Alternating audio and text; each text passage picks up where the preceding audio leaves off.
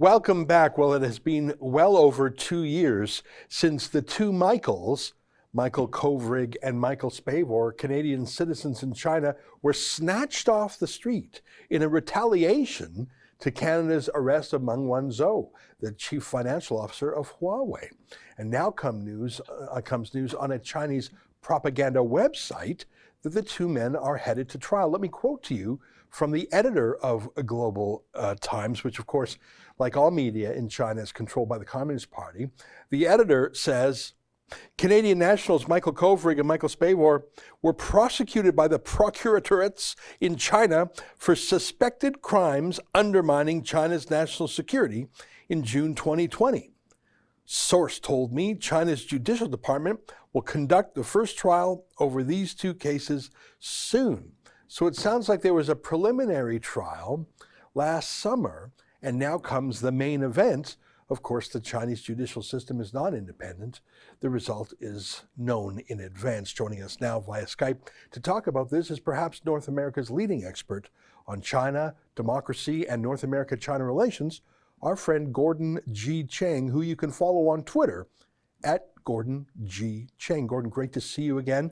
What do you make of this statement by Hu Xijin? Obviously, it's just information the Chinese Communist Party wants to deliver to the West.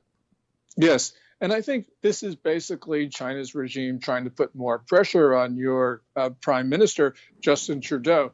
The thing the Chinese are doing is dragging this out because they know that if they actually were to sentence both of these guys, that would sort of remove some of their leverage over Canada. So they're just drawing it out, hoping that they can use this to free Meng Wanzhou, the Huawei Technologies chief financial officer, who is now under house arrest in Vancouver. Right. Well, there was a point in time where the Chinese truly thought she would be released from prison. I understand they actually chartered a jet and were ready to go into celebration mode. Perhaps they thought that our judiciary in Canada was also under the thumb of politicians or bureaucrats or diplomats. The fact that they sent a plane, they must have been stunned that it didn't go their way. I agree with your analysis, though. It's like a hostage. I hate to use that metaphor, but the moment, God forbid, you kill a hostage, you've lost your leverage. That's sort of what dragging this out is, right? It keeps things in play. Is that your point? Yes. And we've also got to remember that a government grabbing innocent people and holding them as hostages is pretty much a crime against humanity. So we've got to understand the gravity of what China is doing. Now, China commits all sorts of human rights abuses. And what it's really saying in this case is that it believes that Canada doesn't have free will, that it can push Canada around by grabbing the two Michaels. And Justin Trudeau, unfortunately, hasn't done very much to disabuse the guys in Beijing of that notion. Yeah. Well, recently, there was a vote in Canada's parliament as to whether or not China's treatment of Uyghur Muslims in Xinjiang province was a genocide. And the entire cabinet just simply did not show up to vote. One single cabinet minister showed up and voted to abstain. Justin Trudeau, the foreign minister, they just didn't show their faces. So it passed by every non-cabinet minister.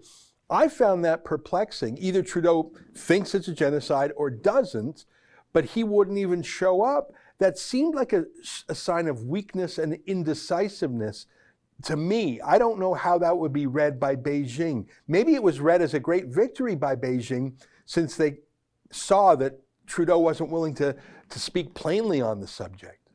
Yes, this was a test of political will, and Justin Trudeau obviously failed it. And I'm sure that's the way Beijing saw this, that they've got a lot of people in Parliament who don't like them, but they don't really care because they believe that when push comes to shove, that they can get Justin Trudeau to do what they want. And I think that what we're seeing right now is Canada's going to go through some very difficult times because Beijing is just generally arrogant, but it's especially arrogant when it comes to your government.